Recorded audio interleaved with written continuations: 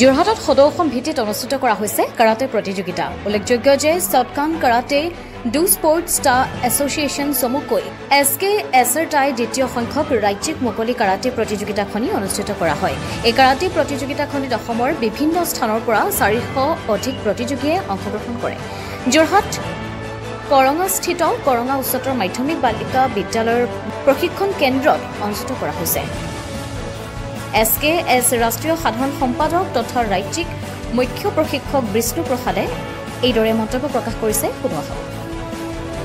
আজি আমি second state SKS karate championship 2024 আয়োজন কৰিছো। আগত আমি ফাৰ্ষ্ট যোৰহাট কলেজত কৰিছিলো আৰু ইয়াত বিভিন্ন ধৰণৰ জিলাৰ পৰা ছাত্ৰ ছাত্ৰী উপস্থিত হৈছেহি আৰু যোৰহাট, শিৱসাগৰ, ডিব্ৰুগড়, তিনিচুকীয়া, লখিমপুৰ, গোলাঘাট, মৰিয়নি, দেৰগাঁও, বোকাঘাট, নগাঁও, মৰিগাঁও, এইফালে আপোনাৰ নলবাৰীৰ পৰা বিভিন্ন ধৰণৰ আৰু গদালি এইফালে বিভিন্ন জিলাৰ পৰা ছাত্ৰ ছাত্ৰী উপস্থিত হৈছে আৰু তেওঁলোকৰ এই প্ৰতিযোগিতাৰ পৰা যথেষ্টখিনি আহৰণ কৰিব পাৰিব। যিখিনি ছাত্ৰ ছাত্ৰী যিমান খেলি যাব পাৰিব সিমানে আহৰণ কৰে আৰু আমিও ভাবোঁ যে সেই ছাত্ৰ ছাত্ৰীৰ ভৱিষ্যত উজ্জ্বল হওক। এই মোৰ ধাৰণা কি মই এই ছাত্ৰ ছাত্ৰীক কিবা এটা প্লেটফৰ্ম দিব পাৰোঁ, সেয়া মোৰ এটা সপোন। আৰু এই যিটো চেম্পিয়নশ্বিপ পাতিছোঁ আমি, ইয়াত আমি অল আছাম কাৰাটে এছ'চিয়েশ্যনৰ পৰা ইয়াত 350 ছাত্ৰ ছাত্ৰীয়ে পাৰ্টিচিপেট কৰিছে আৰু ইয়াত অল আছাম কাৰাটে এছ'চিয়েশ্যনৰ পৰা বিচাৰকসকল উপস্থিত হৈছে। অল আছাম কাৰাটে এছ'চিয়েশ্যনৰ সভাপতি সম্পাদক লগতে সকলোকে মই ধন্যবাদ জ্ঞাপন কৰিছোঁ আৰু সেই বিচাৰকসকলকো মই ধন্যবাদ জ্ঞাপন কৰিছোঁ। ইয়াত বিশিষ্ট ব্যক্তি উপস্থিত হৈছিল, যিসকল বিশিষ্ট ব্যক্তিয়ে আমাক সহায় সহযোগ কৰিছে আৰু মই তেখেতসকলকো মই অশেষ ধন্যবাদ জ্ঞাপন কৰিছোঁ। লগতে মোৰ যিমানখিনি অভিভাৱক, ছাত্ৰ ছাত্ৰী, বিচাৰক, বিশিষ্ট ব্যক্তি, আমাৰ মিডিয়াৰ পৰা আদি কৰি যিখিনিয়ে আমাক সহায় সহযোগ কৰিছে, মই তেখেতক অশেষ ধন্যবাদ জ্ঞাপন কৰিছোঁ আৰু আগলৈও তেখেতসকলৰ সহায় সহযোগ পাম বুলি মই আশাবাদী।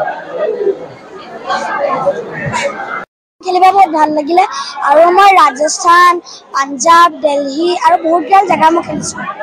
মই ৰাজস্থানত 2টা গ'ল্ড মেডেল পাবলৈ সক্ষম হৈছোঁ আৰু পাঞ্জাৱত গ'ল্ড পাইছোঁ, দিল্লীত গ'ল্ড পাইছোঁ আৰু য'ত মই গৈছোঁ আজি খেলখন খেলিব বৰ ভাল লাগিলে। মিষ্টাৰ বিষ্ণু প্ৰসাদ শৰ্মা, তেওঁ মোৰ ফাদাৰ হয় আৰু তেওঁ মোৰ এজন গুৰু হয়। যোৰহাট তথা অসমবাসীৰ বাবে সুখবৰ। উজনি অসমৰ লগতে যোৰহাটৰ শিশু, যুৱক যুৱতী, মহিলাসকলৰ বাবে এয়া সুখবৰ। যোৰহাটত মুকলি হ'ল লেকমি চেলুন।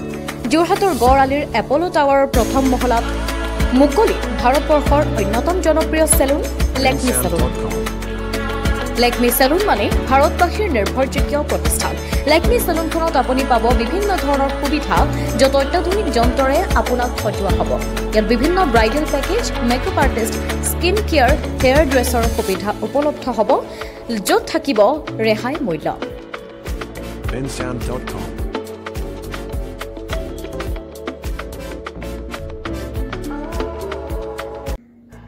যোৰহাটবাসীৰ বাবে সুখবৰ। থানা ৰোড ক্ৰিষ্টেল টাৱাৰ প্ৰথম মহলাত মুকলি হ'ল 7 চফিন চিল্ক এম্পেৰিয়াম নামেৰে এখনি আটকধুনীয়া সাজপাৰৰ বিপণী।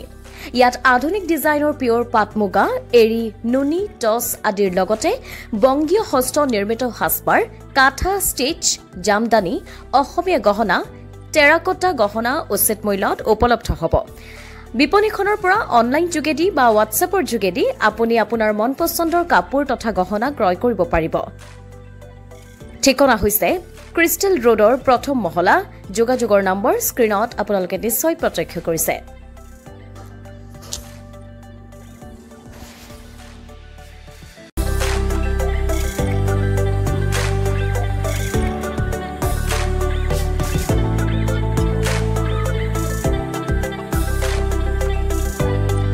নাৰী তথা যুৱতীসকলৰ বাবে আপোন পাট, মুগা, নুনি, বিভিন্ন থলুৱা সাজপাৰৰ বিশেষ বিপণী 7 চফিন চিল্ক এম্পৰিয়ামখন মুকলি কৰা হ'ল।